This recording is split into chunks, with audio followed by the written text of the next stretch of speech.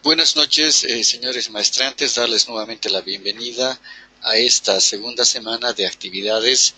Eh, Comentabas hace un rato con una de sus compañeras cuán importante es para nosotros el aporte que hace la autora Daramis Díaz con su artículo La didáctica en la educación superior.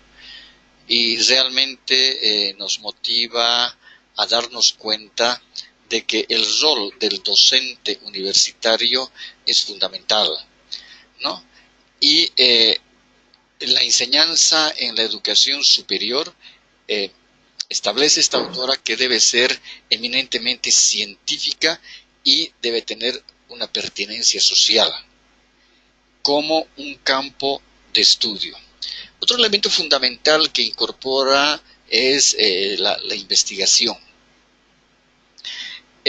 Sobre esa temática algunas veces hemos tratado de poder trabajar lo que nosotros llamamos investigación en aula. Y esa iniciativa, lógicamente, que tiene que surgir en la institución educativa. Se busca, en este caso, crear desde el aula, porque lo que nos interesa es trabajar desde el aula. Para nosotros, como bien dice esta autora, el aula tiene que ser un laboratorio, el aula tiene que ser un taller donde se construya. ¿Y qué es lo que nosotros construimos? Construimos el conocimiento, construimos las destrezas, construimos las habilidades de los estudiantes. ¿Y cuál es el fin de esto? De que los estudiantes sepan resolver problemas. ¿Qué tipo de problemas? Los problemas, en primera instancia, de su profesión y lógicamente que también, es decir, los problemas del contexto social, porque si no solamente los estaríamos formando meramente profesionistas, tecnicistas, y se llegarían a deshumanizar, ¿no?, a la persona, al individuo. Cuando decíamos cuán importante es la labor del docente en el aula, lógicamente que es decir, el director del proceso de enseñanza, aprendizaje, es el docente. Entonces, el docente tiene que crear sus estrategias, sus técnicas, para poder hacer de que el estudiante pueda lograr, es decir, adquirir conocimientos, pueda construir estos conocimientos y pueda resolver los problemas. Decíamos hace rato que la investigación en aula la hemos trabajado en algunos casos con una dinámica a veces muy acelerada, y tomando en cuenta de que la técnica es fundamental, y es una técnica que nosotros llamamos la transversalización del diseño curricular. Cuando buscamos en un plan de estudios, es decir, una asignatura o dos por semestre, a veces es demasiado cansador para los estudiantes hacer investigación en aula en dos asignaturas en el mismo semestre.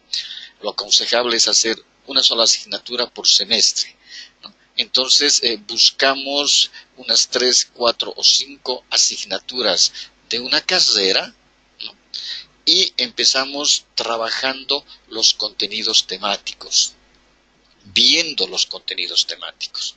Y en este caso buscamos un tema de investigación a ser transversalizado. Por ejemplo, un tema a ser transversalizado puede ser el medio ambiente. Si ese va a ser el tema a ser transversalizado, entonces tendremos que buscar en los planes globales de las asignaturas que vamos a transversalizar, ¿no?, qué contenidos temáticos de cada tema hablan sobre, en este caso, sobre el medio ambiente o sobre la contaminación ambiental.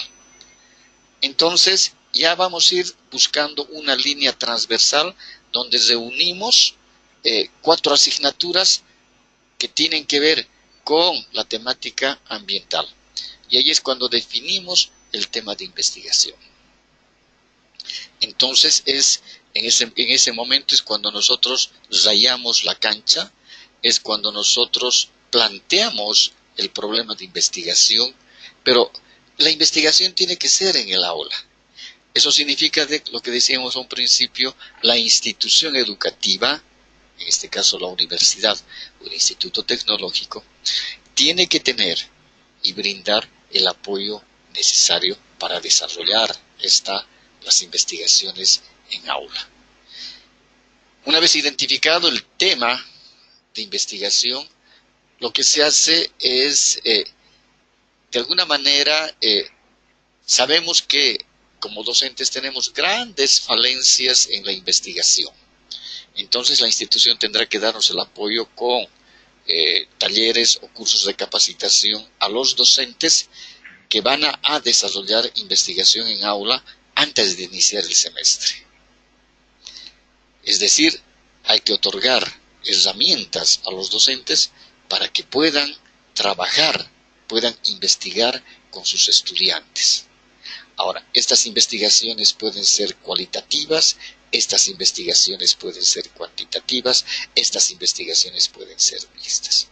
Una vez que iniciamos el semestre, ya tenemos que ir identificando estudiantes, porque no todos los estudiantes del aula van a ser los que van a desarrollar la investigación. Entonces, el docente tiene que darse cuenta quiénes van a ser sus estudiantes investigadores. A estos estudiantes investigadores, la universidad tendrá que también capacitar, si en cada carrera son 6 asignaturas, y 6 asignaturas son por asignatura a 5 estudiantes, a 30 estudiantes por carrera, que van a ser los estudiantes investigadores, tendrán que capacitarlos sobre cómo se desarrollan en general una investigación empírica. Es decir, se partirán con investigaciones empíricas. Esto va a ser fundamentalmente de que se transversalicen y que un docente de una asignatura tomará una temática de ese tema transversal. Del siguiente semestre del inmediato superior, el docente tomará otra parte de la investigación y así sucesivamente. Es decir, vamos a crear un colectivo. Y según se va trabajando inicialmente con el material bibliográfico, es decir, con la información bibliográfica, el docente tendrá que tener tiempos, tendrá que tener momentos que va a trabajar con sus estudiantes investigadores, y luego los resultados de esas investigaciones tienen que ser socializados con el 100% de estudiantes del aula. Son procesos tediosos, son procesos largos, pero tenemos que hacerlos.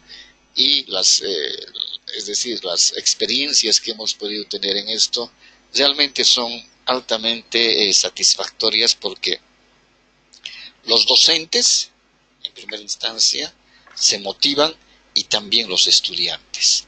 Según se va investigando, ¿no? Ya después de hacer el trabajo de gabinete, es decir, el análisis bibliográfico, hay que hacer el trabajo de campo. Y el docente con sus estudiantes investigadores debe salir, ¿no?, de las 4 paredes del aula y debe ir al contexto social o al contexto ambiental donde corresponda la temática de la investigación. Y allá recolectarán también la información. En ese caso, por eso decimos que lógicamente se tienen que elaborar todos los instrumentos de recolección de información, sea información cuantitativa, sea información cualitativa. A un principio sabemos que este tipo de trabajos de investigaciones van a ser sencillas, los instrumentos de recolección de la información van a ser sencillos, pero estamos motivando a los estudiantes.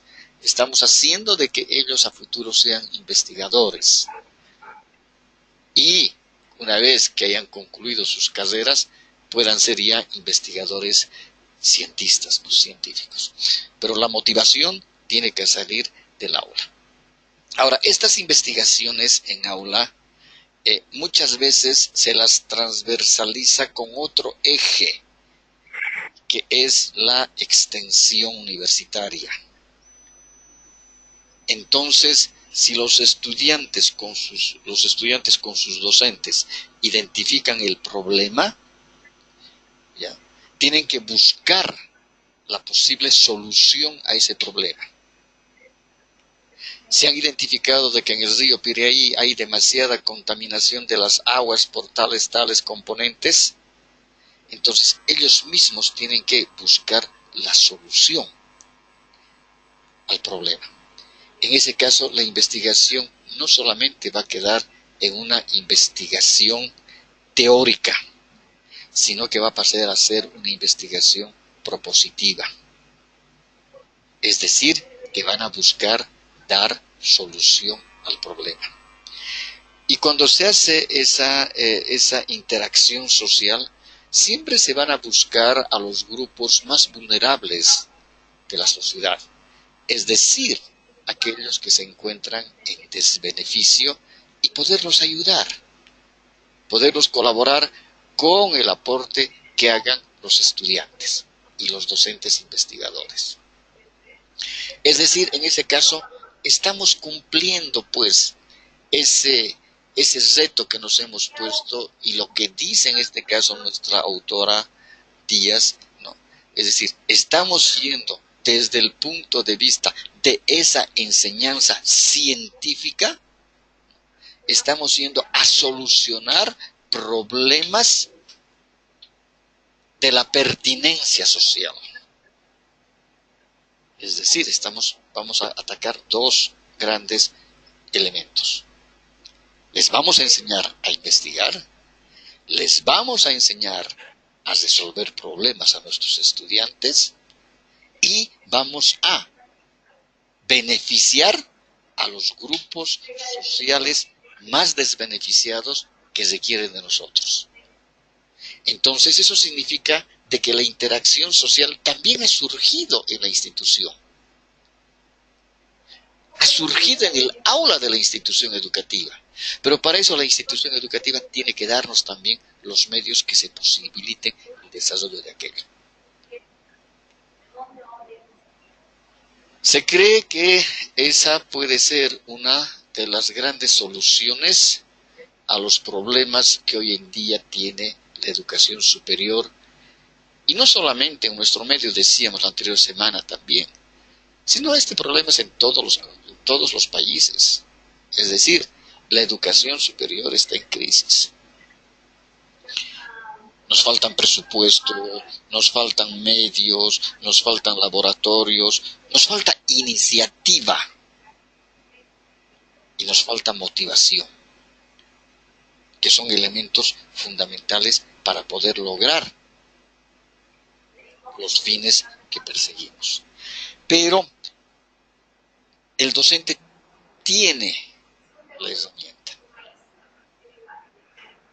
Y la herramienta fundamental va a ser la motivación, y la segunda herramienta van a ser los estudiantes.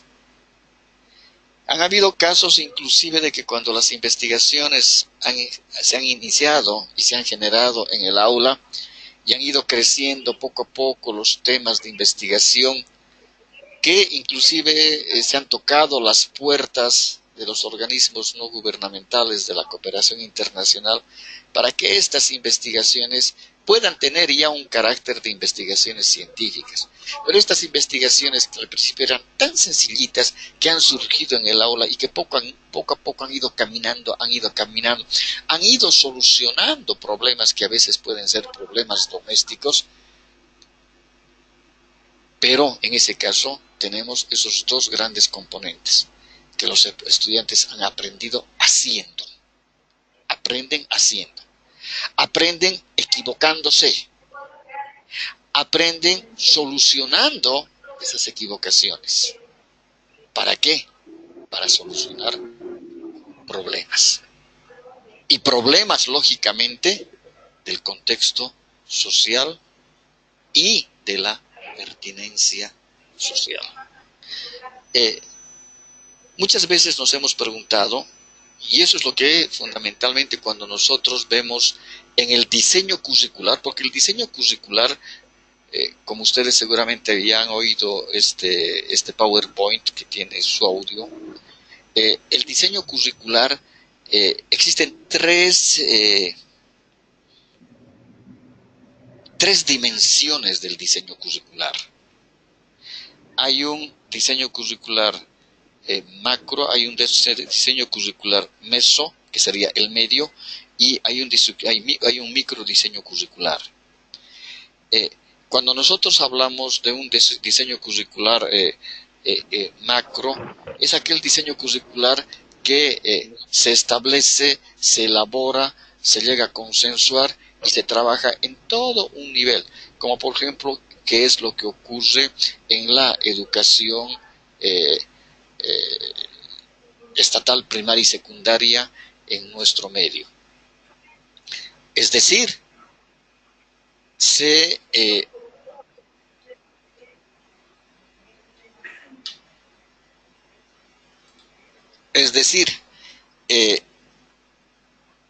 estandariza el diseño curricular.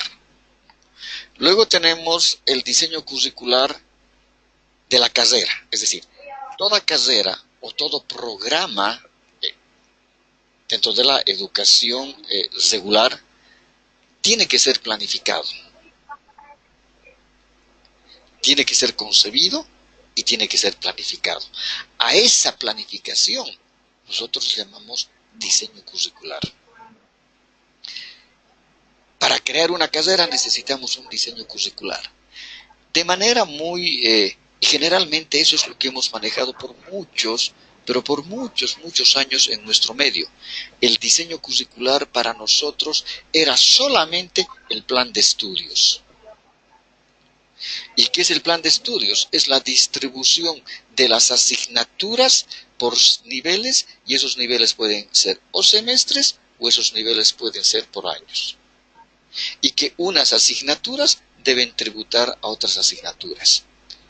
Sí, estaba bien, porque nosotros llamamos un diseño curricular de carrera o de programa sencillo, simple, que es un plan de estudios donde están las asignaturas. Y asumíamos de que esas asignaturas, ese plan de estudios simple, era acompañado por el plan de estudios y además por los contenidos mínimos de cada asignatura. Pero eso ya ha evolucionado.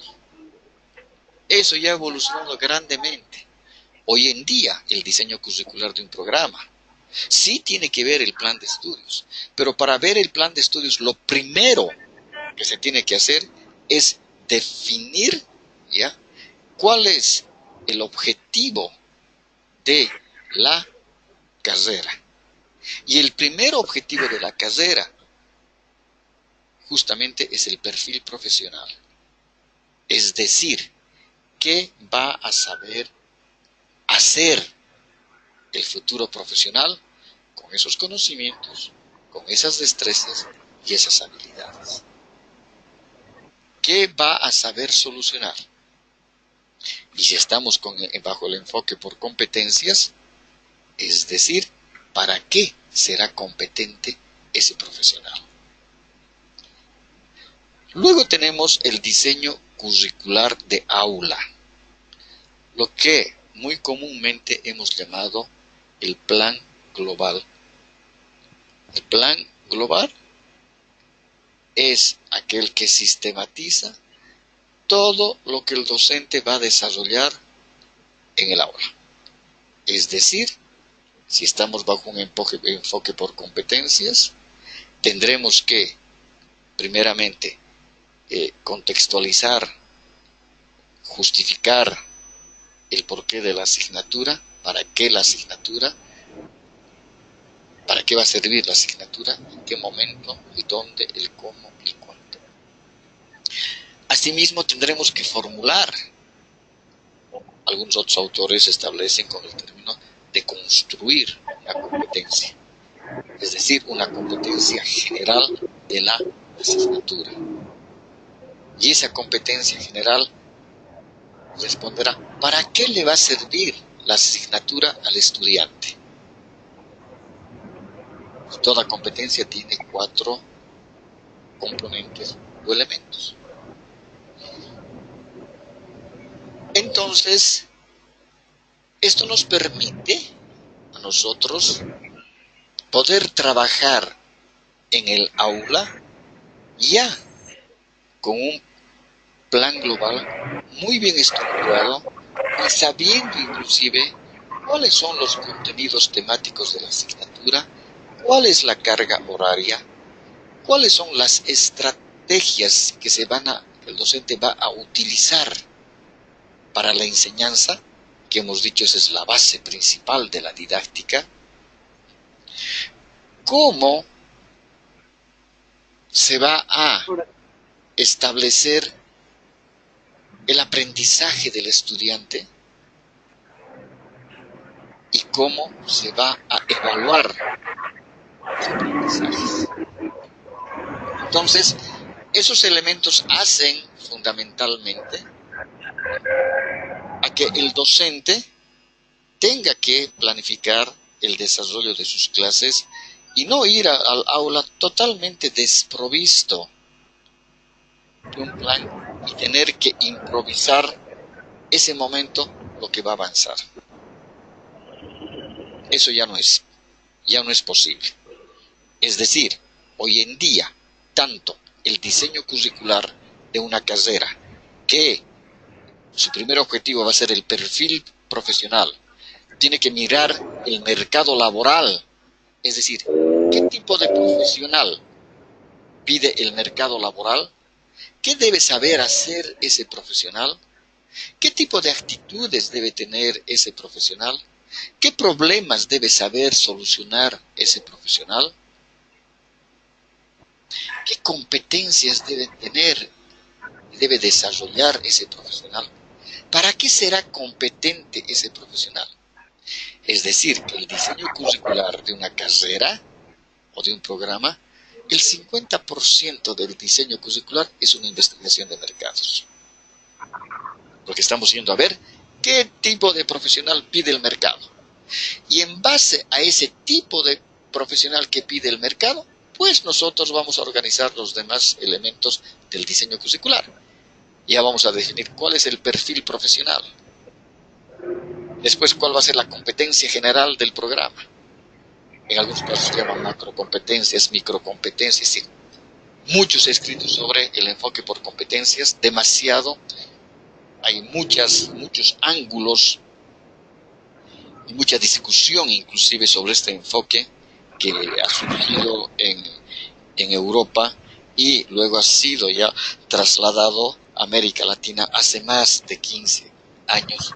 El primer país en trabajar el enfoque de competencias ha sido México, tanto en la instrucción primaria, en la secundaria, en la preparatoria y en las universidades y en los institutos tecnológicos. Entonces, el diseño curricular de carrera siempre tiene que ver el mercado laboral. ¿Qué tipo de profesionales requiere el mercado para poder formar ese tipo de profesionales? Y eso significa que también, en este caso, el diseño curricular del aula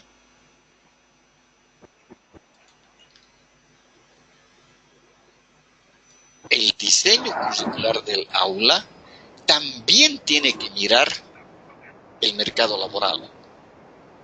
Y ahí surge la pregunta, ¿para qué le servirá esta asignatura en el ejercicio de la profesión al estudiante?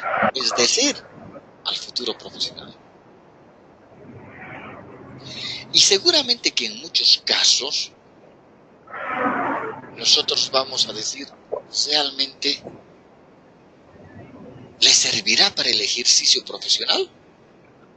Por eso que en la teoría del diseño curricular, se dividen en 2 grandes tipos de asignaturas. hay asignaturas que tributan a la propia profesión y hay asignaturas que tributan a la cultura de la profesión. Dentro de esas asignaturas que tributan a la cultura de la profesión están justamente también aquellas temáticas que tienen que ver el ser, es decir, la parte actitudinal, motivacional de los estudiantes. Y el resto de asignaturas tributarán a la propia profesión. Esa misma ecuación ocurre en las asignaturas. Es decir, ¿cuántos temas de nuestras asignaturas van a tributar a la propia profesión? ¿Y cuántos temas de nuestra asignatura van a tributar a la cultura de la profesión? Para el primer caso ponemos un ejemplo. En la carrera de Derecho se lleva la asignatura de Economía General y Economía Política. ¿A quién tributa esa asignatura? Tributa a la cultura de la profesión. Pero si cambiamos la carrera y nos vamos a la carrera de Economía y vemos la asignatura de Economía General y Economía Política, con seguridad que esa asignatura me va a tributar a la propia profesión. Entonces, eso significa de que los contenidos temáticos tienen que ser modificados de acuerdo a las características que tenga la tributación en relación a las carreras. ¿Hay alguna pregunta?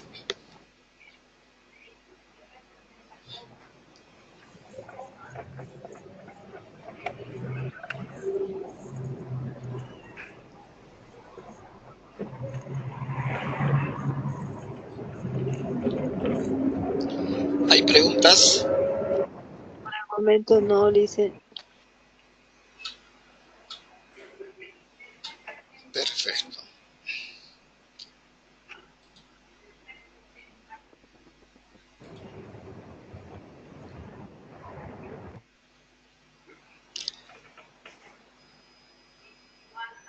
¿Alguien creo que estaba preguntando?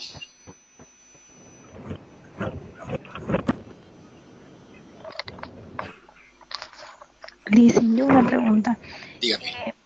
En el sistema educativo, primaria, secundaria, igual tendrían que ser para cada tema, tendrían que tener una dinámica, no sé, para que los alumnos tomen más o estén más motivados, o porque le pregunto esto porque son muchos temas que avanzan en el año, ¿no? Claro, pero en este caso, es decir, va a ser la misma situación. Es decir, si el enfoque es por competencias, es decir, cada, cada temática, cada tema tendrá que preguntarse ¿para qué le va a servir al estudiante? Es decir, ¿a qué le va a tributar? ¿A qué le va a tributar esto al estudiante?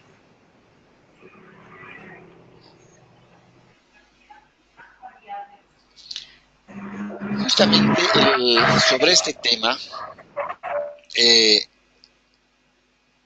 mes de enero estaba leyendo los textos para la exámenes que rinden los niños, los adolescentes, diremos. En México, los adolescentes, cuando terminan la primaria, tienen que rendir un examen, ¿ya? Un examen para establecer el nivel con el cual están pasando a la secundaria. Este examen es tomado tanto en colegios públicos como en colegios privados. ¿Quién toma? Las instancias gubernamentales. Entonces, hay unos textos, que son unos textos creo que son 3 o 4 textos, de 200 hojas cada texto más o menos, 150 a 200 hojas, donde hay un tipo de batería de preguntas, donde hay reflexiones y también donde hay contenidos temáticos sobre los cuales se va a desarrollar el examen. Entonces, un poquito siempre yendo a averiguar, yendo a indagar. Cuando uno ve esos textos, dicen, y pregunta a los padres de familia, preguntamos a los padres de familia, ¿sus hijos han llevado estas temáticas en estos últimos 2, 3 años en la escuela primaria? No, dicen. Señor, O han llevado muy poco. voy a bajar. Ese audio, por favor. ¿Han llevado o han llevado muy poco? Entonces, si preguntamos en la secundaria, porque cuando se concluye la secundaria, todos los estudiantes deben rendir un examen ante el Estado, sean de colegios públicos o privados, para entrar a la preparatoria. Y la preparatoria tiene una duración de 3 años. Allá creo que son 10 libros con contenidos, también con reflexiones, con batería de preguntas, con cuestionarios, etc. ¿No? Entonces, y decimos, ¿realmente todo esto han llevado en 3 años en la secundaria? Entonces, ahí queda también la interrogante, ¿no? Pero, en lo posible, sí, porque estas pruebas miden justamente qué capacidades, qué conocimientos y qué capacidades tienen los estudiantes. Y eso les va a determinar inclusive, porque ya los preparan desde terminando la primaria para entrar a la secundaria, si van a tener vocación o aptitudes para irse a un estudio, es decir, a un instituto tecnológico, pues van a tener la opción de poder entrar a una universidad. Y cuando terminan la secundaria y tienen que pasar a la preparatoria, ahí ya también van a definir si se van a los institutos tecnológicos o se van a la universidad con los exámenes. Y lógicamente que los cupos son muy peleados, especialmente para las universidades grandes, como es el caso de la UNAM, de la UAM, etcétera, que son universidades que tienen mucho prestigio, ¿no? Pero siempre en este caso tenemos que buscar, y cuando trabajamos por competencias tenemos que preguntarnos, ¿para qué les sirven estos contenidos temáticos al estudiante? Por ejemplo, ¿para qué se cursan las matemáticas? Es para el razonamiento lógico. Es decir, aprender las matemáticas nos sirve para un razonamiento lógico. Y en este caso, en todas las carreras universitarias deberían llevarse matemáticas. Y en todas las carreras universitarias, inclusive en Derecho, creo que sí, en Ciencias de la Educación se lleva, en Psicología se lleva, y en las demás, hasta en Teología, debería llevarse Estadística como asignatura básica. Porque lo que se adquieren ahí son herramientas para poder interpretar datos. ¿Alguna pregunta?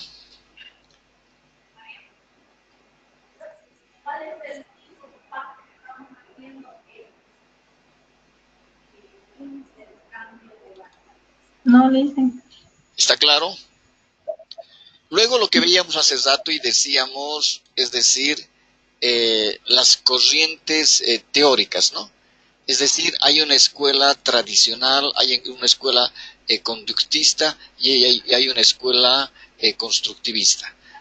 Decíamos que la educación tradicional es aquella educación eminentemente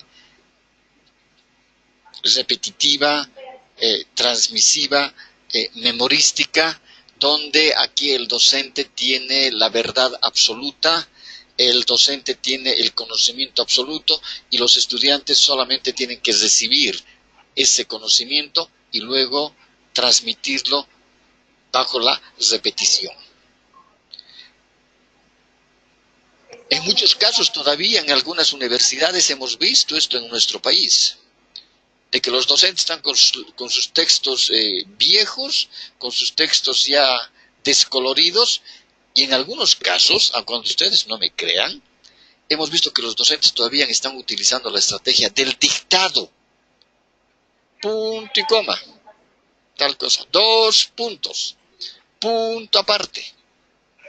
En la universidad, si esa estrategia, la estrategia del dictado, se utiliza en la escuela primaria, justamente para que el estudiante pueda aprender y desarrollar las destrezas de la escritura.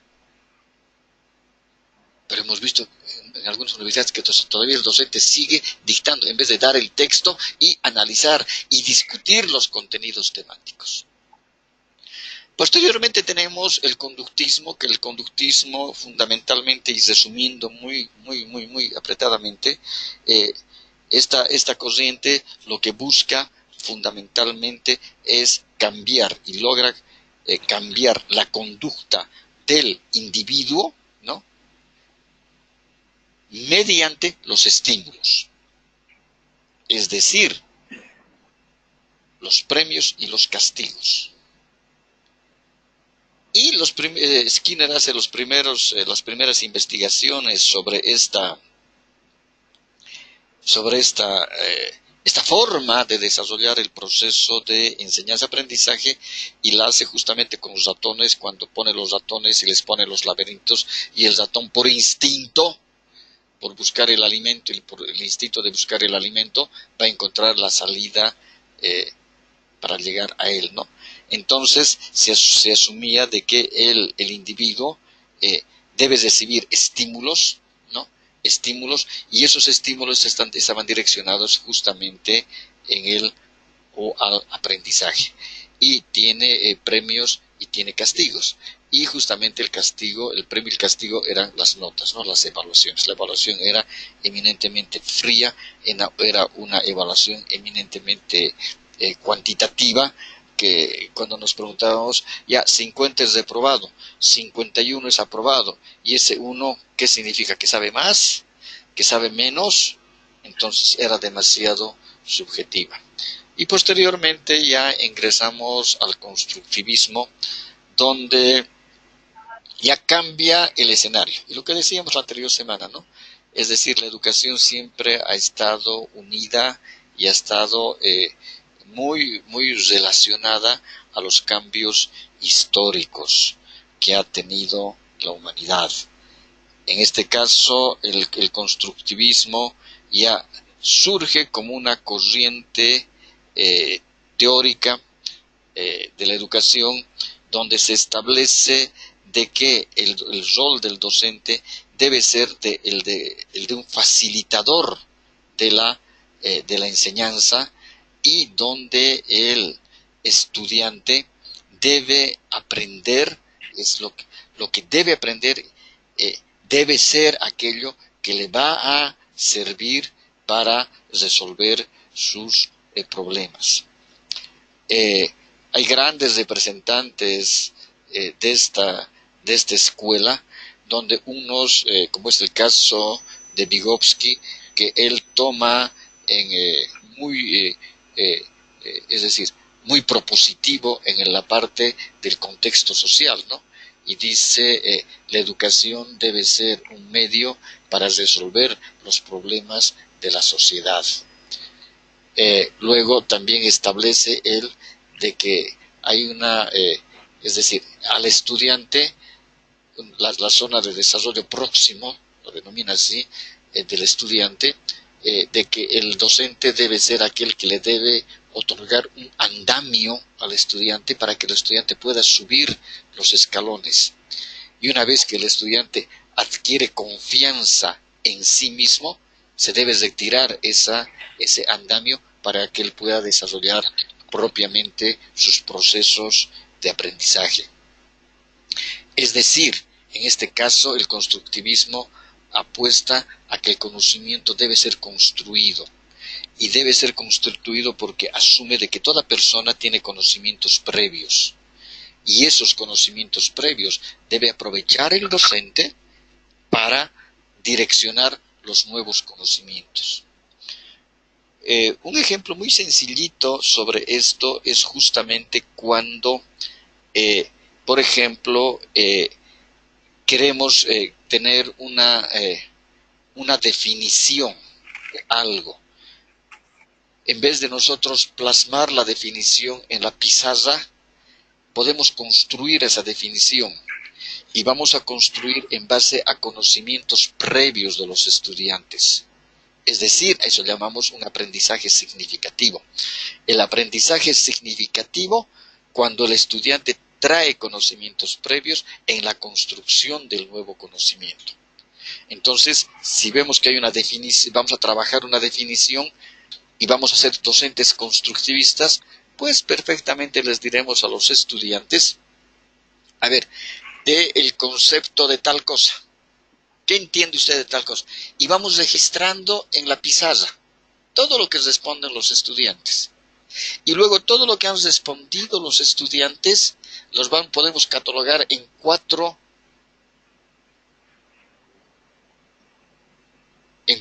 elementos de aquello. Y ahí entrará ya el aporte del docente. Y dirá, ustedes dijeron esto, que el contrato es un acuerdo de voluntades, ¿no? Que el contrato es algo para dar y hacer. Ah, perfecto, a eso nosotros jurídicamente llamamos acuerdo de voluntades. Ah, el otro grupo de estudiantes dijo tal cosa, aumentamos esto. Hemos construido, en este caso, la definición y luego diremos, para tal autor, la definición es esta. Ahora compararemos entre lo que hemos construido nosotros en el aula y lo que dice el autor. Entonces estamos haciendo una clase dialogada. Estamos haciendo una clase donde vamos a compartir conocimientos. Y en este caso, enseña el docente a sus estudiantes, enseñan los estudiantes a sus compañeros y enseña el estudiante al docente. Es decir, hoy en día en la parte tecnológica nuestros estudiantes están desarrolladísimos. Y preguntamos muchas veces a los estudiantes en el aula y les decimos, a ver, enséñame cómo se hace esto en un programa informático. Y los estudiantes nos están enseñando. Entonces, somos docentes constructivistas.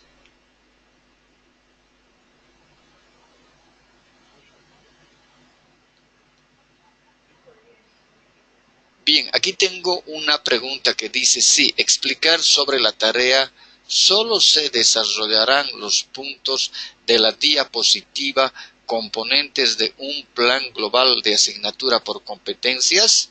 ¿A eso se refiere?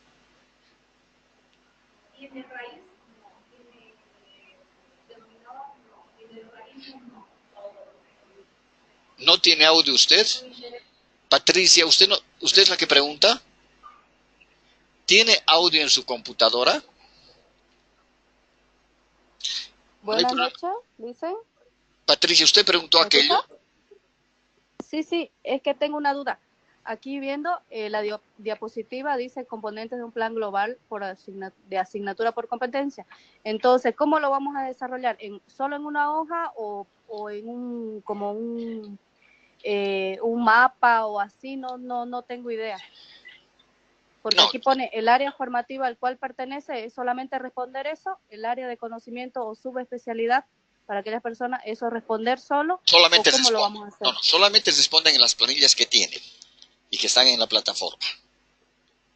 Ya, solamente se desarrolla. Claro, se desarrolla. Ahora, usted se preguntará ¿por qué? Yo les respondo, sí. ¿No? Porque en algunos casos, no en todos los casos, en algunos casos, las tareas en otros programas, no me estoy refiriendo al de ustedes, en otros programas lo que hacían algunos estudiantes, algunos maestrantes, era el famoso copy-paste, ¿no? Entonces agarran del internet y copian. Entonces, no tiene esa razón. Esa no es la lógica, en este caso, de los programas virtuales y tampoco en los programas presenciales, ¿no? Por eso que todo Claro. debe ser llenado en las planillas, y lo que dice que y cómo se debe elaborar la planilla, también dicen los instructivos. Y todo está con Eso ejemplos, está ¿no? en el PowerPoint, ¿no, dicen? Exacto. Todo está en los Sí, sí. PowerPoints. Ah, ya. Sí, es a verlo y escucharlo. Exactamente. Ujú. Lo ven y lo escuchan. Ya. Y por favor, Sí, sí, quiero entiendo. recomendarles de que ya tienen que escoger una asignatura en la cual van a trabajar a partir de la siguiente tarea hasta que terminemos el módulo, y que es el producto final, que es el plan global por competencias de acuerdo a las planillas que tienen. Escojan una asignatura del pregrado de la carrera de la cual ustedes son titulados, y escojan una asignatura que más les haya gustado, y valdría la pena de que ustedes puedan conseguirse un plan global. No importa que no sea por competencias, puede ser por objetivos, no hay problema, pero más o menos para que se puedan orientar en los contenidos temáticos que tiene ese plan global. Si se van a una universidad, inclusive del internet pueden bajar los planes globales, porque ahora, para el caso de la Gabriel, Es un plan de estudio, ¿verdad? claro, a eso nosotros llamamos un plan global de aula, ¿no? Es un plan de estudios. La Gabriel Zené está empezando ya a colgar en la web ya sus programas analíticos, sus diseños curriculares, y también hay de otras varias universidades, de la San Andrés, de La Paz, de la San Simón, de Cochabamba, etcétera, y también hay de universidades privadas. Entonces, sobre la asignatura que escojan, búsquense un materialcito para que les pueda servir de orientador. Ya le dicen. Otra consulta. La asignatura que vamos a elegir cada uno solamente para su módulo, ¿verdad? ¿O Exactamente. es hasta...? No, solamente para mi Ya, módulo. ya. Y creo que ya tienen una Ah, ya. asignatura que habían ya seleccionado Sí, en el anterior tenemos una módulo. asignatura de Y ya base, sí. entonces ya pueden, si ya van a tener material sobre esa asignatura, pueden utilizar también esa asignatura, ¿no? No hay problema. Perfecto. Ya, muchísimas gracias, Sí, Luis. así les va a ser mucho más fácil inclusive. Sí, sí, muchas gracias.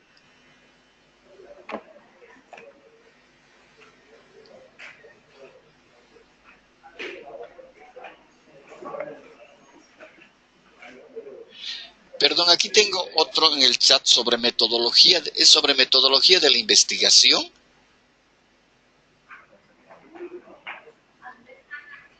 ¿Quién pregunta esto? A ver, un poquito me puede aclarar, por favor.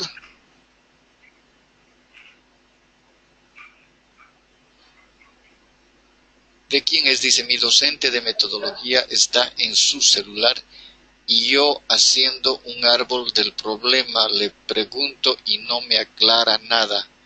Estudio para ser mejor. Un poquito aclárame la pregunta, por favor. ¿Tiene audio?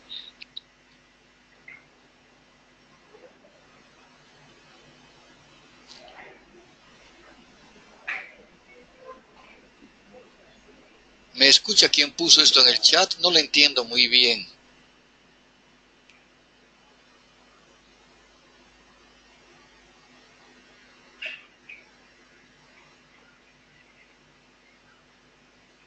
¿Me escucha?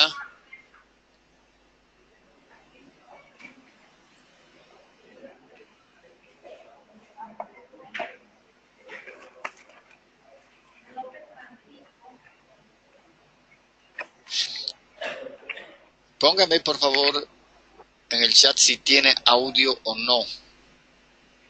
¿Quién hace esta pregunta?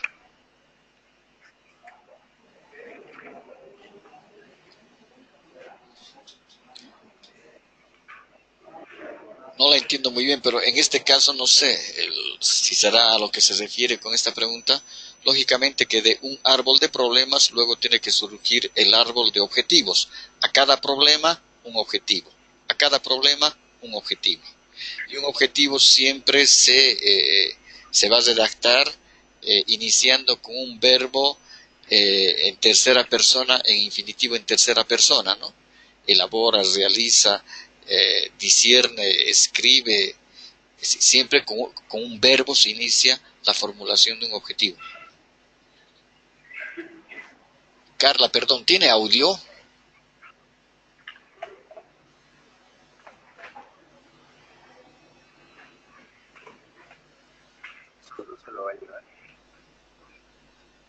Ya, hay varias metodologías justamente para, en este caso, para abordar la temática de la investigación. En algunos casos utilizamos marcos lógicos. Luego se utilizan el árbol de problemas y el árbol de objetivos. También se utilizan matrices de consistencia. Pero siempre todas ellas, es decir, siempre van direccionando a que de un problema general nos va a llevar a formular un objetivo general. Un problema disgregado de un problema general, que sería un subproblema, me va a llevar también a formular un objetivo. Entonces, el objetivo siempre va a ser la respuesta al problema. Cuando nosotros formulamos un problema, muchas veces lo podemos formular de forma afirmativa, pero lo más conveniente es formular el objetivo siempre en pregunta, con una interrogante. Y la respuesta a esa interrogante va a ser el objetivo, que lógicamente en el desarrollo de la investigación después se va a tender es decir, a que la hipótesis pueda validar o pueda negar aquello, ¿no? No sé si he podido aclarar un poquito su duda, Carla. De las inversas. De las inversas.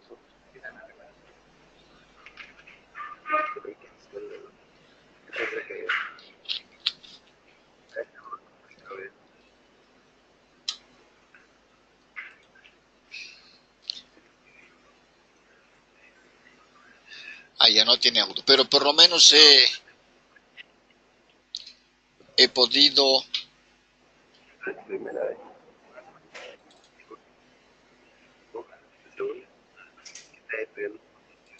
Igual llegó el contador, ya pasó a contador. ¿Con quién llegó a contador? ¿Quién será, no? ¿Hay alguna otra pregunta?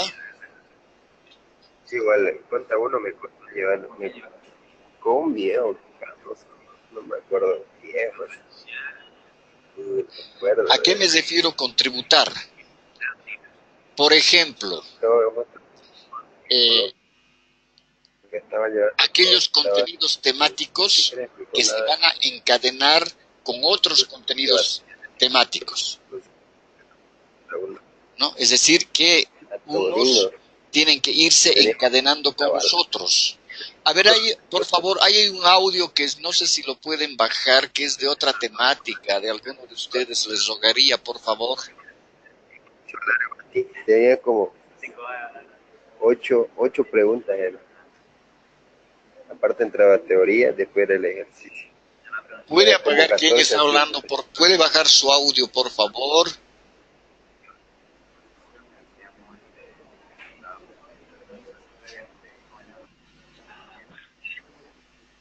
Gustavo, por favor, deshabilite su micrófono. ¿3 horas de examen? Gustavo, por favor, deshabilite su micrófono.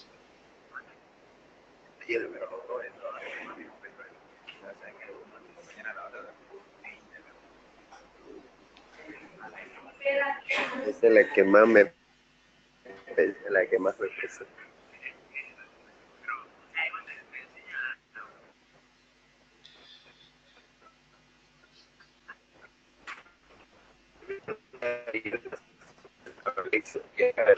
Pero es que si llego a silenciar el micrófono de todos, no los voy a poder escuchar las preguntas. Ese es el problema. Allá comprar el libro de contadores.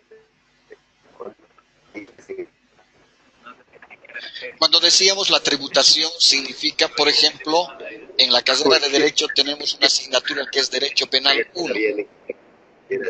Es decir, Derecho Penal 1, esos contenidos temáticos van a tributar a Derecho Penal 2. Y Derecho Penal 2 van a tributar a Derecho Penal 3. Cuando se elaboran los contenidos temáticos de un plan de estudios, utilizamos el principal de los métodos que se utiliza, es el método deductivo. Partimos de lo general para llegar a lo específico. Entonces, primero abordamos las generalidades de la temática. Si la temática es embriología, vamos a partir de la generalidad de lo que es la embriología y luego vamos a ir a la parte específica de lo que es la embriología.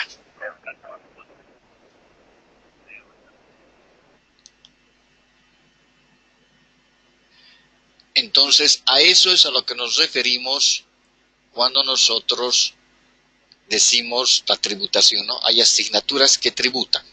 Ahora, por ejemplo, también decíamos hace rato, hay asignaturas que tributan a la cultura general de la carrera. Es decir, esas asignaturas están direccionadas a la cultura general de la carrera. En cambio, hay asignaturas que son propias de la asignatura o que tributan propiamente a la asignatura. A eso nos referíamos. Rubén, cuando usted dice materias, es decir, troncales, generalmente los planes de estudio se dividen en asignaturas básicas, asignaturas formativas y asignaturas complementarias. En algunos casos, a las asignaturas formativas las llaman también asignaturas troncales, ¿no? Porque es decir, esas asignaturas se asumen que son el tronco fundamental que van a darán las generalidades, ¿no? Darán el sustento de la temática de la carrera con esas asignaturas, y luego ya vendrán otras asignaturas que van viendo mucho más hacia la especialidad de la propia carrera.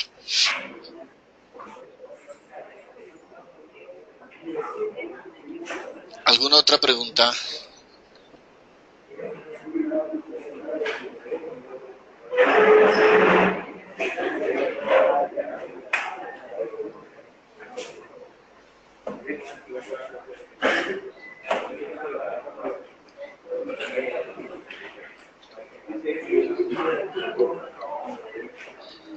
¿No hay más preguntas?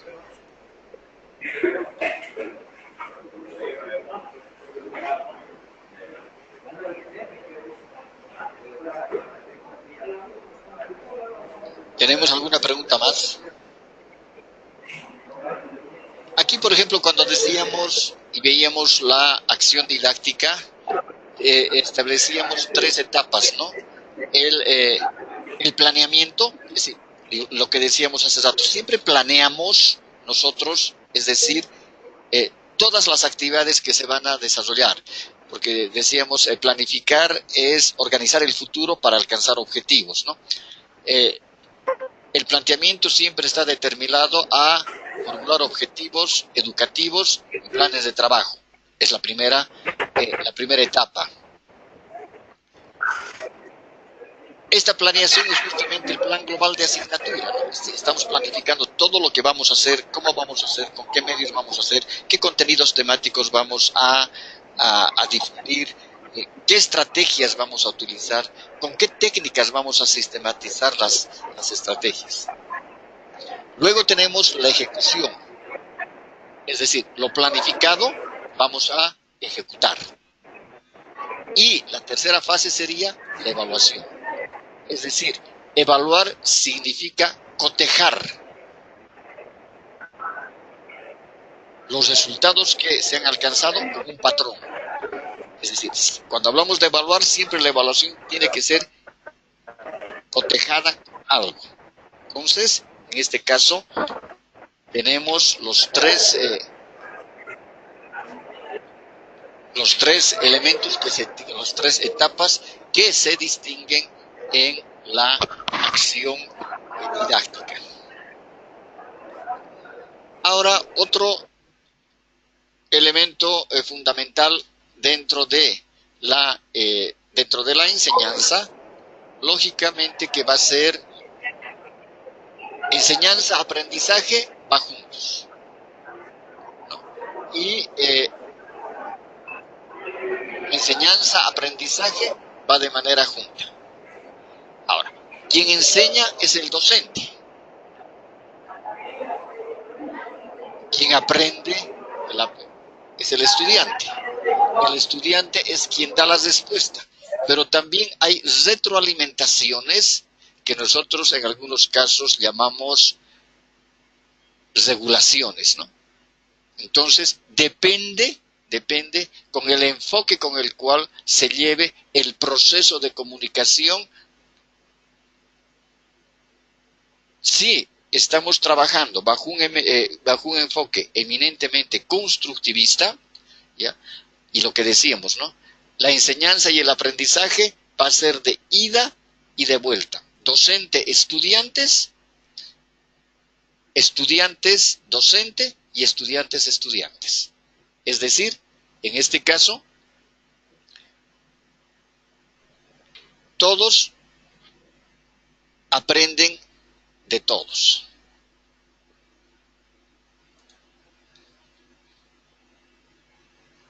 Decíamos que en el proceso de comunicación, es decir,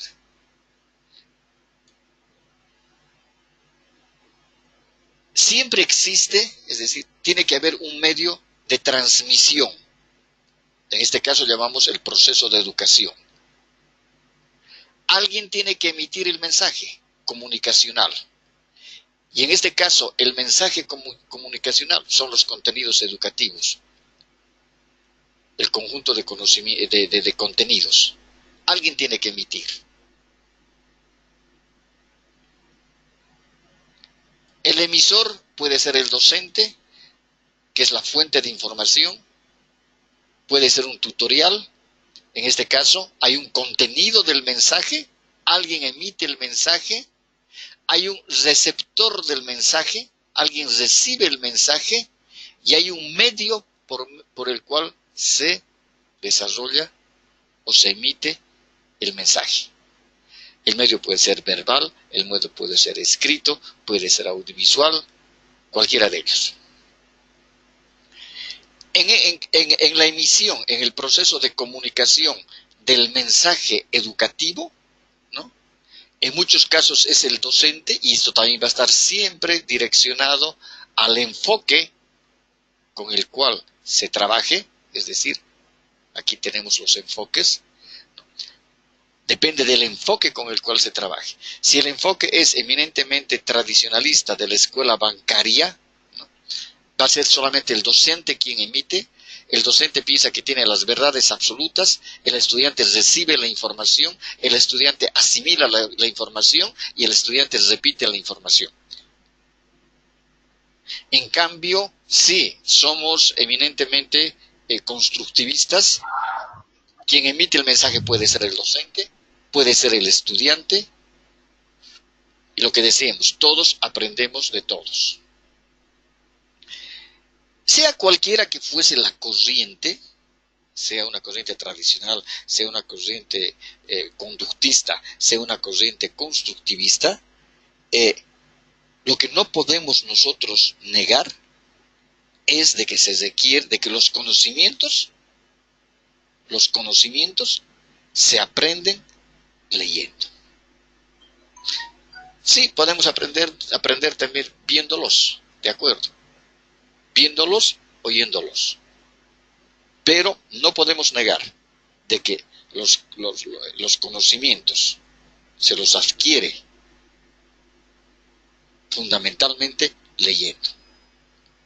Por eso hemos dicho de que en nuestro medio, en Bolivia y también en el resto del continente, ¿no?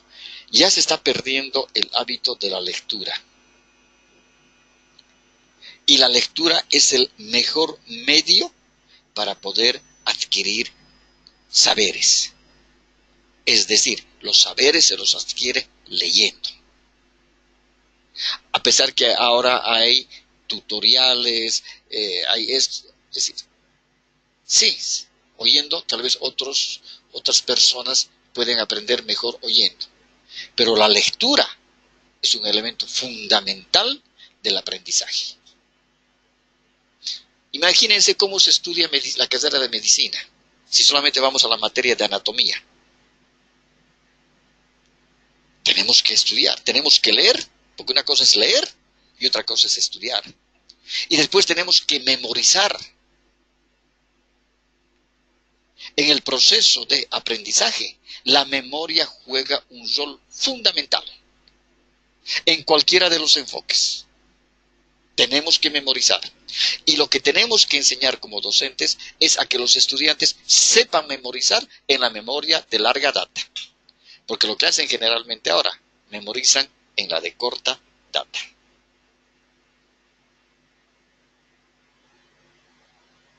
Ahora es distinto.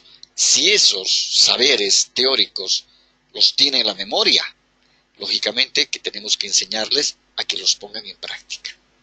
Y ahí va a estar justamente la experticia que tenga el docente de que esos conocimientos teóricos puedan ser llevados a la práctica. Y eso es lo que dice Damaris Díaz, ¿no? Esos conocimientos teóricos tienen que ser llevados a la práctica. Y esa práctica tiene que estar direccionada a la resolución de problemas. Pero en ningún enfoque, y nadie ha negado y ha dicho, no hay que leer, no hay que estudiar. No, la vida se ha hecho para estudiar. Uno tiene que leer. La lectura además te orienta a la lectoescritura, a la redacción, a la sintaxis, a la ortografía, a la síntesis. Es decir, conlleva un sinnúmero de otros elementos que son fundamentales.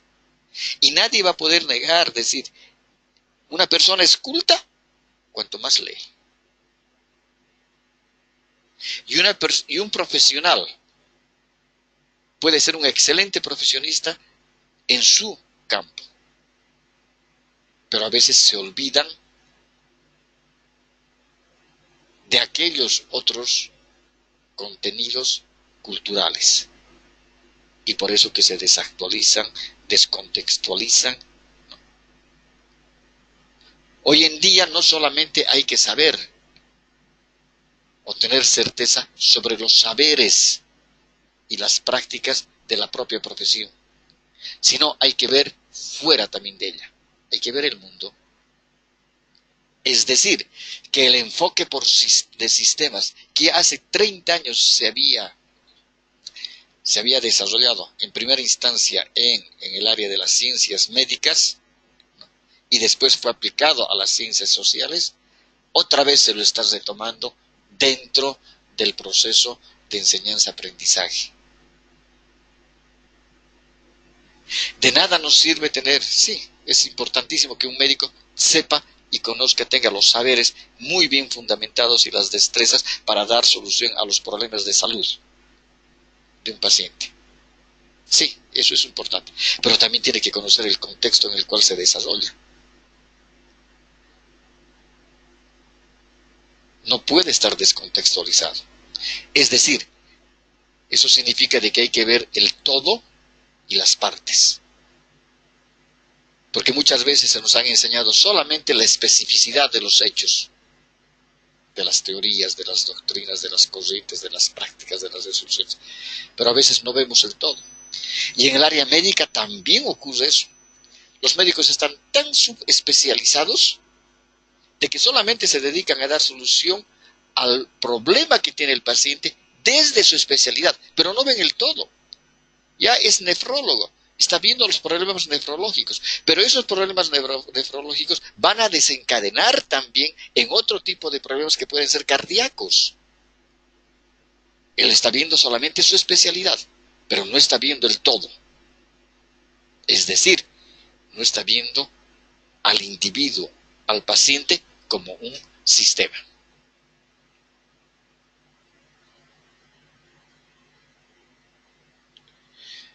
Robin, ¿usted tiene audio?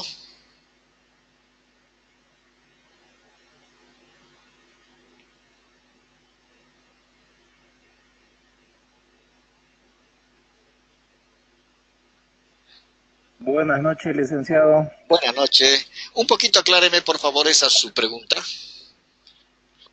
No, licenciado, era un comentario más que pregunta. Estaba diciendo usted de que nos estamos yendo mucho a la teoría y poco a la práctica. En el caso de mi carrera son 4 años de puro teoría y 1 año en práctica guiada. Bueno, ¿De qué carrera es usted? y luego de ciencia de la comunicación. Ya, pero hay una situación, es decir, es que todo tiene que estar, es lo que decíamos, todos esos conocimientos teóricos Sí. tienen que llevarse a la práctica y no se pueden llevar solamente el último año. Por ejemplo, cuando vemos la más media desde el punto de vista teórico, los medios de comunicación, la más media. Cuando vemos más media televisión, teóricamente vamos a llevar la más media televisión. Es decir, ¿qué es un reportaje? Características de un reportaje televisivo. ¿Cómo debe ser? Ya, llevamos esos contenidos teóricos, pero inmediatamente debemos agarrar cuando sea una cámara de un celular y ponernos a grabar y trabajar en el aula, ¿no? ¿Cómo se debe desarrollar en este caso ese proceso y esos contenidos teóricos en la más media televisión? Y ahora en su carrera, por ejemplo, todo se ha hecho mucho más fácil. Antes necesitábamos islas de edición, ¿se acuerda? Unos aparatos gigantes. Ahora con un celular se puede editar cualquier video, cualquier filmación, ¿no? Entonces, a veces nos equivocamos, ¿no? En este caso esperamos de que todo sea teórico, 4 años, y el último año hacer la práctica. Pero ocurre que también, y ese es el gran problema, de que nos olvidamos la teoría. Y nosotros logramos, es decir, se logra internalizar más el conocimiento cuando se lleva a la resolución de un problema o de una práctica. Es decir, si hemos llevado, por ejemplo, más media radio, hemos visto, hemos desarrollado la asignatura que es la radio desde la época antigua, la primera radio, cómo se desarrollan las ondas, esto. Ya, cómo se hace un programa radial. Teóricamente se hace de esta manera. Muy bien, ahora vamos a elaborar un programa radial. Agarren una grabadora del mismo celular y vamos a grabar y vamos a hacer, en este caso, es decir, vamos a diagramar en qué consiste, en qué va a consistir este programa radial. Vamos a ver una ruta crítica, características, el guión, qué características va a tener el guión. Es decir, de esa teoría, ahora la estamos llevando, después de 1 mes de clases de teoría, las estamos llevando ya a una práctica, y la práctica va a ser real. Entonces, Dicen, pero en el caso de mi carrera, va a disculpar que lo corte, en el caso de mi carrera, hay materias que son teóricas y hay materias que son prácticas. Como usted dice, digamos, ¿no? El tema de la radio. O sea, sí o sí, nosotros en las materias radiales, sí o sí teníamos que hacer práctica. deme una materia teórica, En el tema de evidentemente televisión teórica. también, sí o sí teníamos que hacer práctica. Como usted lo dijo, digamos, en las islas televisivas, o sea, ahora ya se edita en el teléfono, obviamente que la tecnología nos está ayudando bastante en ese sentido, ¿no? Pero sí, yo creo que siempre ha habido el tema de práctica en TNC. Ahora se está promocionando más con esta nueva tendencia, que es la tendencia de por competencia, pero siempre ha habido el tema de práctica. Ahora se está dando un poquito más la oportunidad a la gente empírica. O sea, a mi punto de vista, no se quiere desmerecer mucho a las personas que se han formado en el oficio, que se han formado empíricamente, digamos. No, Pero sí, siempre se ha hecho práctica. Me imagino que en todas las carreras. no crea. No me imagino. No, hay Bueno, carreras. obviamente que derecho es puro teoría, llamémoslo así, ¿no? Es puro, es memoria, memoria, memoria, memoria, memoria, digamos, ¿no? Entonces ahí la práctica, no sé, pues no, el final, no sé si harán juicios, improvisarán juicios, no sé la verdad cómo habrá sido el tema de derecho, pero yo le hablo desde mi carrera, digamos, de comunicación, ¿no? Y Por ejemplo, bueno, ustedes llevan una asignatura que se llama Teoría de la Comunicación, eso es, uno y dos. 1 y Ujú, 2. Pero eso. esa parte Ujú, teórica se la puede llevar también a estudio de casos, ujú, ¿no? Entonces, lo que se busca siempre es, en lo posible, de que la parte teórica pueda ser aplicada en casos prácticos. ujú, Por ejemplo, en claro. medicina, hasta 3 años se lleva teoría, exceptuando en el caso de anatomía, donde llevan toda la parte de anatomía en teoría y después anatomía tienen que entrar al anfiteatro a hacer los Sí. preparados. Y los preparados es la disección de los cadáveres, ¿no? Pero Sí. si nosotros nos ponemos a apuntar como observadores en cualquier Ujú, universidad pública, privada, como quiera llamarla, entramos a una clase o vemos una clase, va a ver de qué siempre va a primar la parte teórica a la parte práctica. A pesar sí. de que hoy en día tenemos bastante tecnología, por ejemplo, en el caso de estructura de puentes, es decir, ahora las Sí. estructuras de puentes las podemos hacer con un software. Pero la cosa es de que, Así es. entonces, ahora, antes era mucho más difícil porque las universidades tenían que tener los laboratorios, que eran los centros de cómputo, y tener los softwares, ¿no? Que eran carísimos. Pero en cambio ahora los estudiantes ya pueden portar su computadora, su laptop, su computadora, y en este caso la universidad tendrá que tener el, eh, el programa, el software, para poder ver exactamente cómo se hace la estructura de un puente.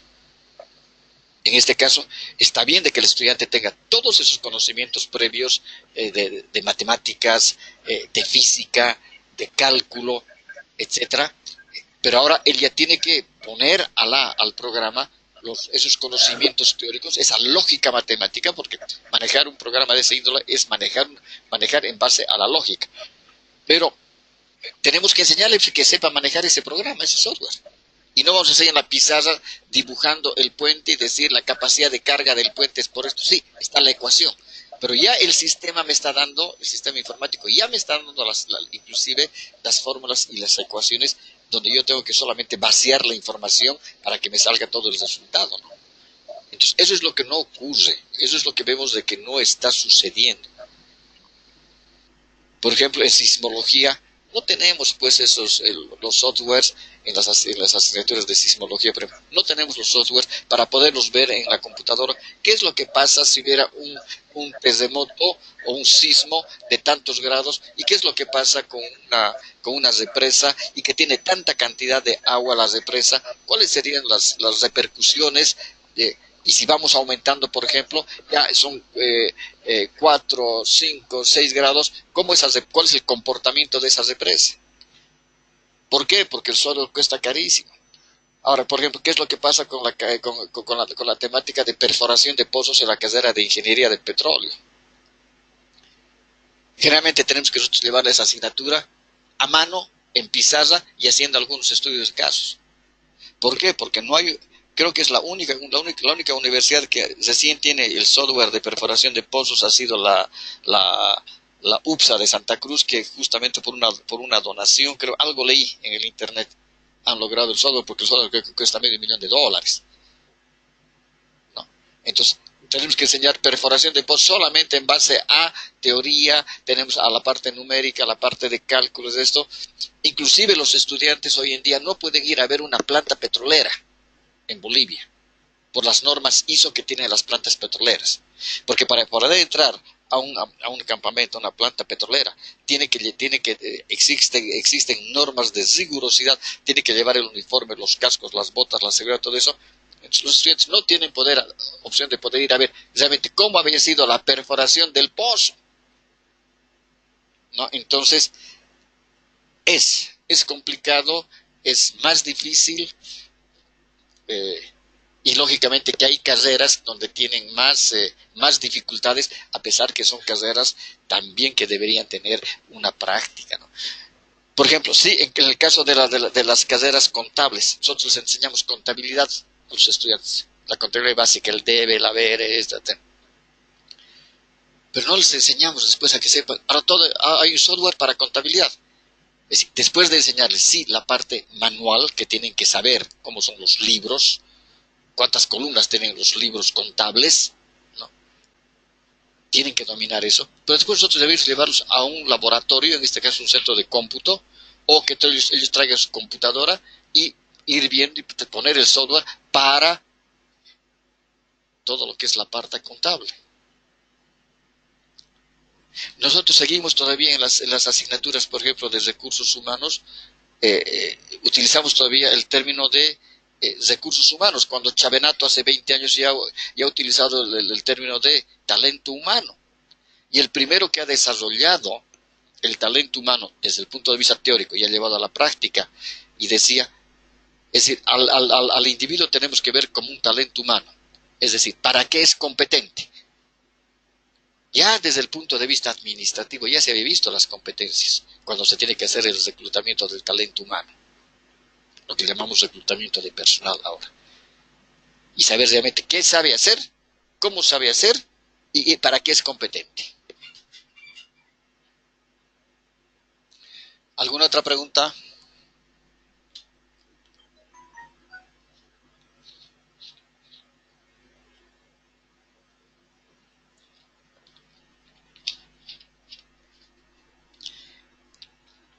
¿Tienen alguna otra preguntita?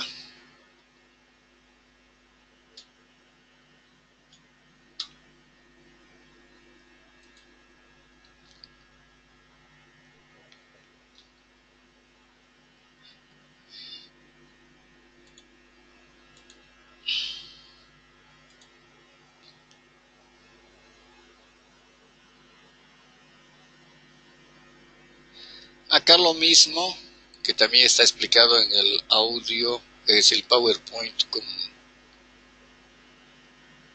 audio, cuando vemos de que el proceso de enseñanza-aprendizaje se estudia en proceso dinámico, y se dan los siguientes procesos, ¿no? De aprendizaje que hace el estudiante, de enseñanza que enseña, que es la parte fundamental de la didáctica, el docente, y de comunicación en la interrelación estudiante-estudiante y estudiante-docente, que en este caso son los elementos fundamentales.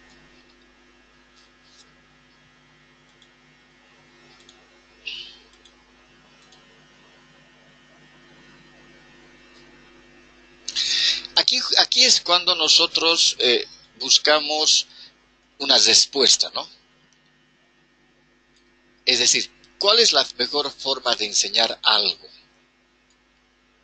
¿Qué dicen ustedes? ¿Cómo creen que es mejor? ¿Cuál es la mejor forma de enseñar? ¿Qué opinan ustedes?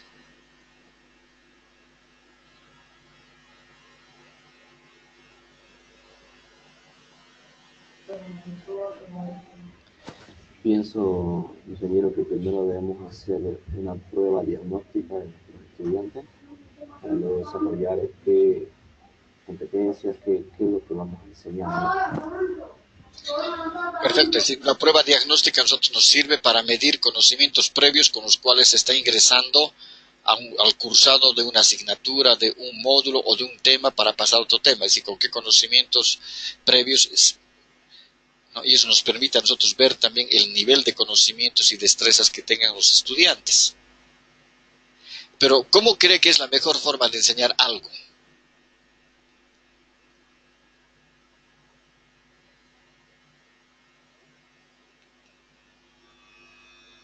Licenciado, Sí. ocurre algo interesante con los cursos de, por ejemplo, de idiomas. Lo que han hecho últimamente son estudios en los que se comprende que las personas recepcionan y además guardan en la memoria mejor todas las cosas que, por ejemplo, en el idioma inglés, si hablamos del idioma inglés, guardan por más tiempo y mayor cantidad de información cuando pronuncian, cuando hablan, cuando conversan, que cuando solo leen o escriben ese idioma.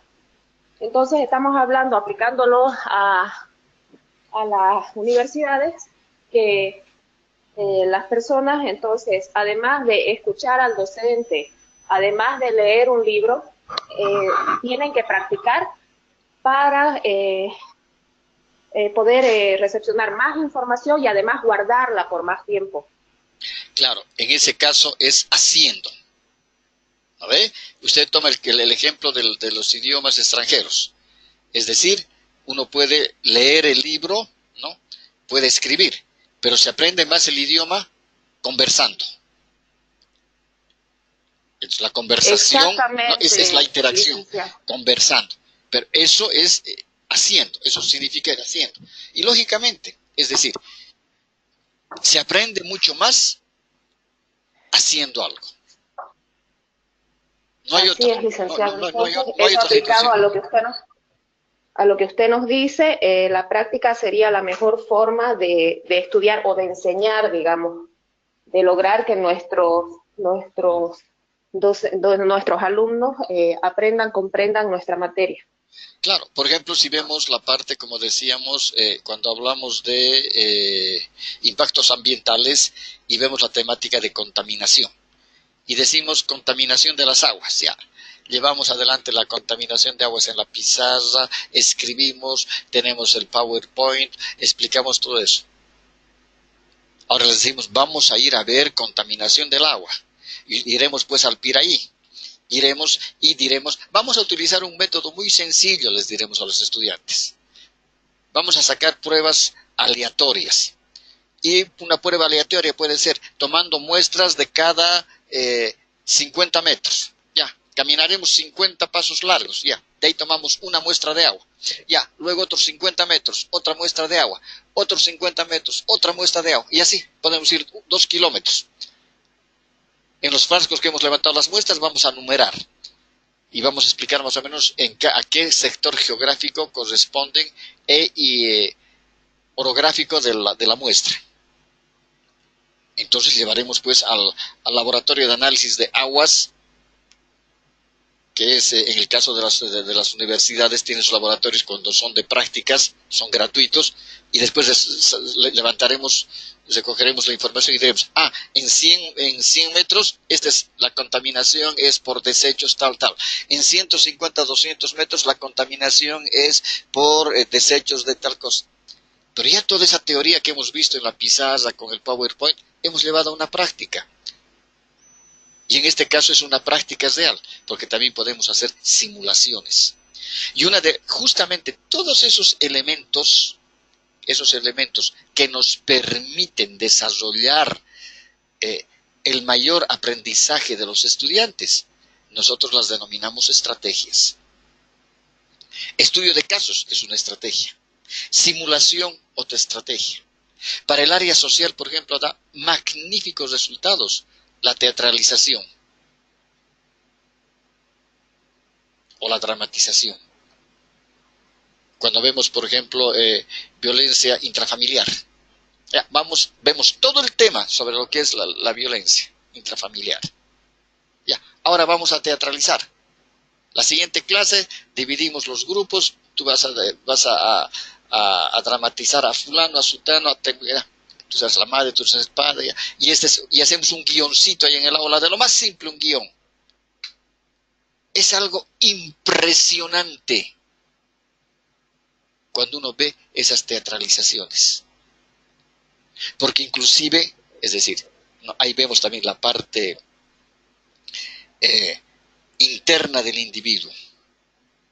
En este caso nuestros estudiantes, seguramente que algunos de ellos deben sufrir esa violencia en su hogar y en la teatralización van a expresar todo ese cúmulo de angustias que tienen almacenados. Y realmente yo decía, por Dios, esta docente que hace esta maravilla, pues chicos, no debían estudiar esta carrera, debían estudiar teatro.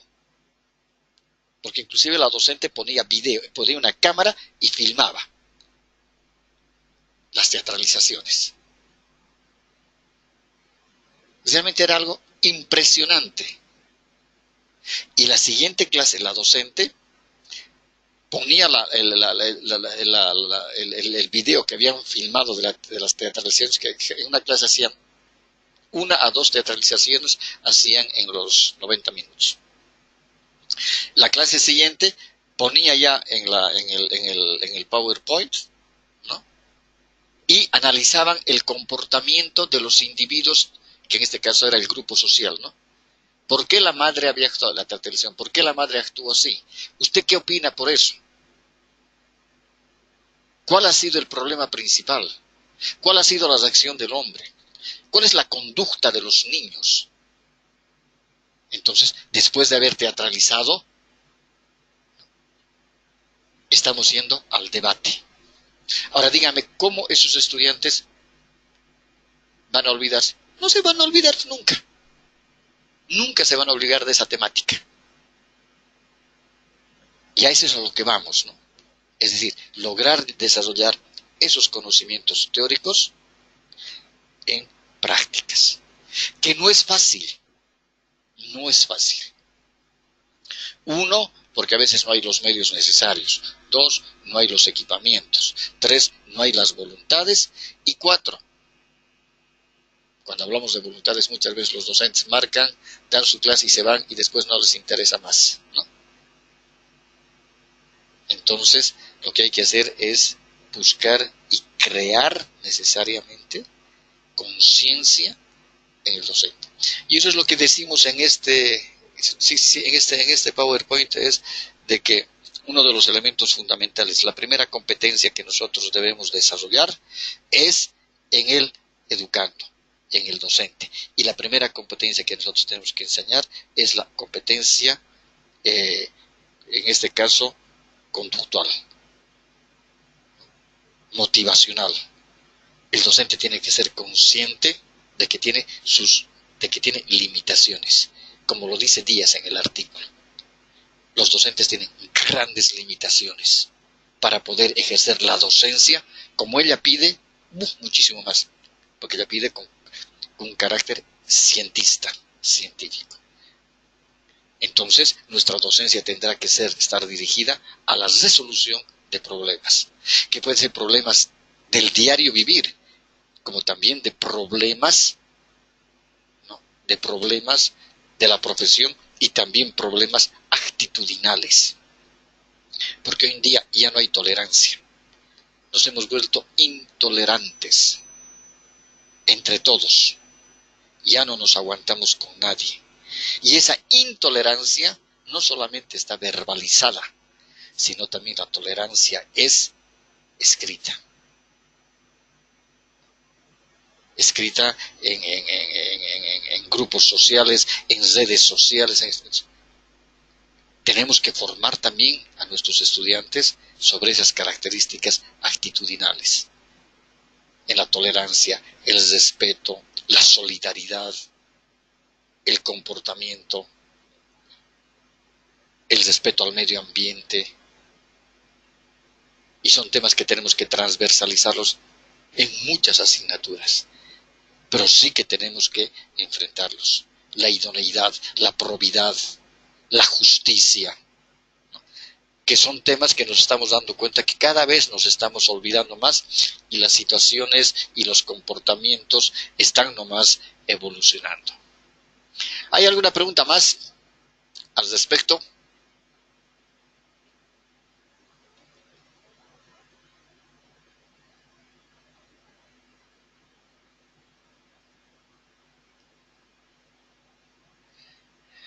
¿Han logrado escuchar este PowerPoint con audio?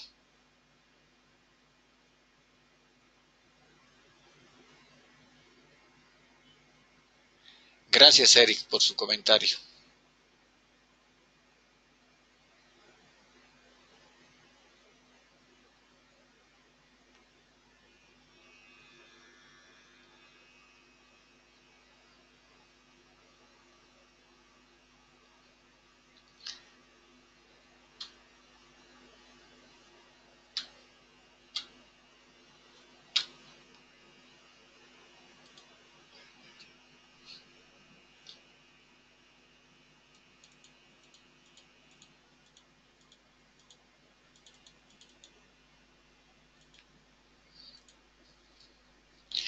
aquí justamente vemos que las competencias es un conjunto de saberes. El primero es el saber. Y este saber va a ser ese conjunto de conocimientos teóricos, teoremas, definiciones, principios, etc. Luego tenemos el hacer, es decir, este saber, estos conocimientos teóricos, tenemos que pasarlos a hacer, es decir, a la parte práctica. Es decir, corroborar la teoría con la práctica, que en este caso es el hacer. Y lógicamente que el tercer componente es el ser, ¿no? Lo que decíamos hace rato. Es decir, la persona, la parte actitudinal. Y dentro de esta parte actitudinal, también tenemos que ver nosotros, es decir, la parte de la convivencia, ¿no? Lo que comentábamos hace rato. Es decir, la convivencia, la tolerancia, el respeto.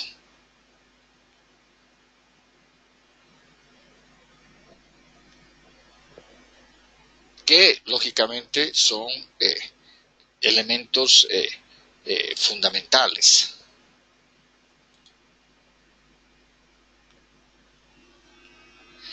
Ahí nos preguntamos, ¿qué son las competencias? ¿Por qué un enfoque por competencias? ¿Y para qué desarrollar las competencias?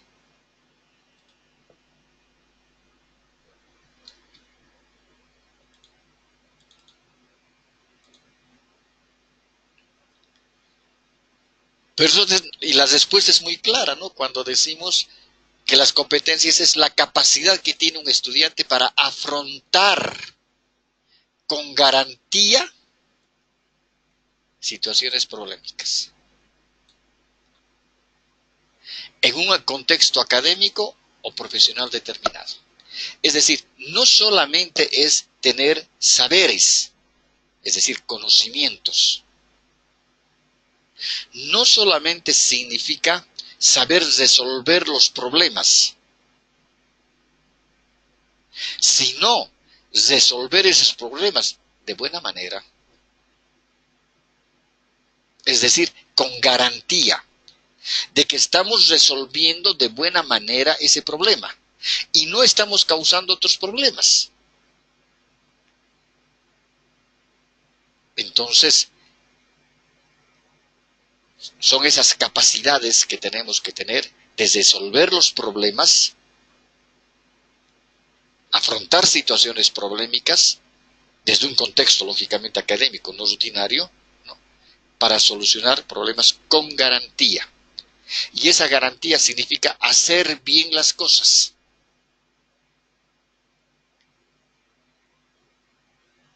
Entonces, no es solamente saber hacer las cosas, sino saberlas hacer bien.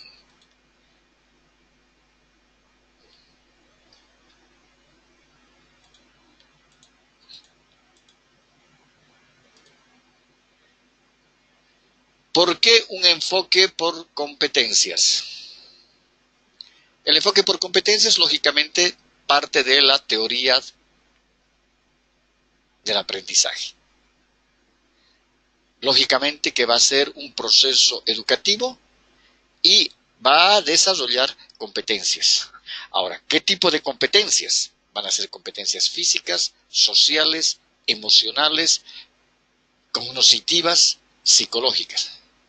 Es decir, que este conjunto de competencias va a haber un desarrollo integral de la persona en beneficio de la sociedad. Por eso que decíamos, tenemos que atacar nosotros mucho la parte actitudinal y trabajar mucho la parte actitudinal.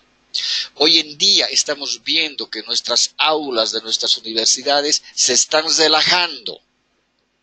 Hay mucho relajamiento en universidades públicas y universidades privadas. En las universidades privadas pareciese que los estudiantes tienen el dominio, el poder, y cuando el docente se pone estricto, etcétera, lo primero que dicen, lo vamos a hacer votar. Y en la universidad pública, cuando los estudiantes piensan que lapidándose, crucificándose, van a conseguir situaciones, no es así. Las aulas están relajadas, muchas de ellas están relajadas. Y lo que decíamos la anterior semana, lo que nos hace falta es disciplina en las aulas. Y la disciplina tiene que partir del docente. Si la clase empieza a 1 hora, el docente debe estar 5 minutos antes de la clase. El docente debe ingresar a su aula despojado de sus problemas. Somos seres humanos. Llevamos cargas emocionales muy grandes en nuestras espaldas. Pero cuando entramos al aula tenemos que olvidarnos, dejar en la puerta del pasillo los problemas. Porque los estudiantes no tienen por qué responsabilizarse de los problemas que tenemos nosotros. Si por eso decíamos y veíamos en el libro de Tobón, es decir, enseñar tiene que ser un placer, una felicidad para el docente. A veces es difícil despojarse de esos problemas, pero tenemos que hacerlo. Y no solamente ir al aula, llevar adelante la clase, explicar la clase, y después nosotros nos olvidamos. No, las responsabilidades más allá. ¿Habrá aprendido? ¿Habrá entendido? ¿Comprenderá lo que yo quiero decir? Porque ahora cada vez se hace más difícil la comprensión, es decir, de lo que explica, de lo que sintetiza, sistematiza el docente. Porque los estudiantes están pensando en su celular, están chateando, están haciendo esto, están charlando entre ellos, y más todavía si las aulas son masificadas. Tenemos que buscar, de alguna manera, que el aula sea realmente lo que es, ¿no? Es un medio donde se desarrolla el proceso de enseñanza-aprendizaje. Es un espacio donde se desarrolla el proceso de enseñanza-aprendizaje. Hay espacios físicos y también hay espacios virtuales.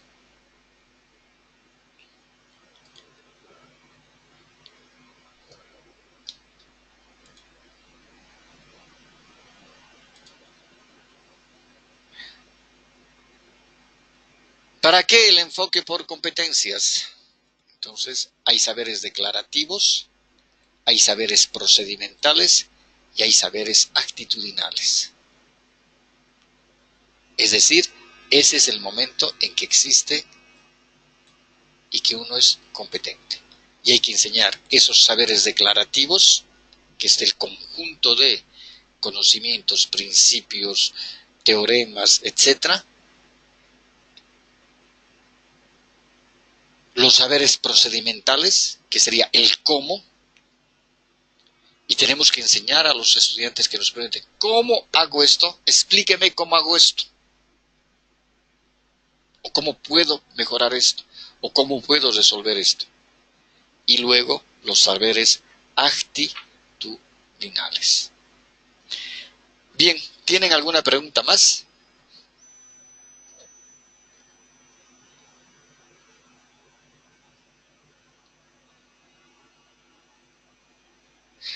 Sí, Abel, esa es la situación, porque a veces, es decir, ya estamos perdiendo esa disciplina.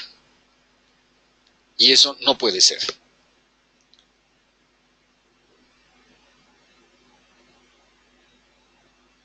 Bien, ¿tienen alguna pregunta más? Dígame. Sí, sobre la tarea. En el audio de PowerPoint tiene como 9 puntos, ¿no ves? Para hacer el plan global. Sí. Pero solamente vamos a hacer el 1, el 2 y el 3. Claro, en este momento la tarea para la próxima de esta semana es la contextualización, ¿no? Ajá, punto 1, punto 2 y punto 3, ¿no ves? Sí, solamente hay que contextualizar la asignatura. Como dice en el instructivo, lea el instructivo más. ¿Ha leído el instructivo? Sí. Sería el punto 3 nomás. Sí, es clarísimo, hay que contextualizar la asignatura. Ya, gracias, profe. Perfecto. Muy bien, buenas noches. Que tengan un buen fin de semana. Dicen, Dígame. dicen una consulta sobre la tarea nomás, para concluir. Lo haremos en tablas, todo esto de aquí, porque cada área que tengamos que poner, por ejemplo, área formativa, en la cual se pertenece a la área de conocimiento, lo haremos tabulado para No, es no, decir, o en el mismo formato que se pide.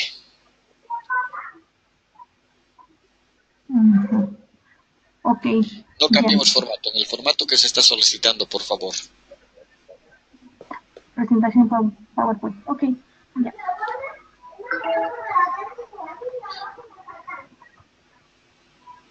Muy bien, gracias a ustedes y nos veremos la próxima semana.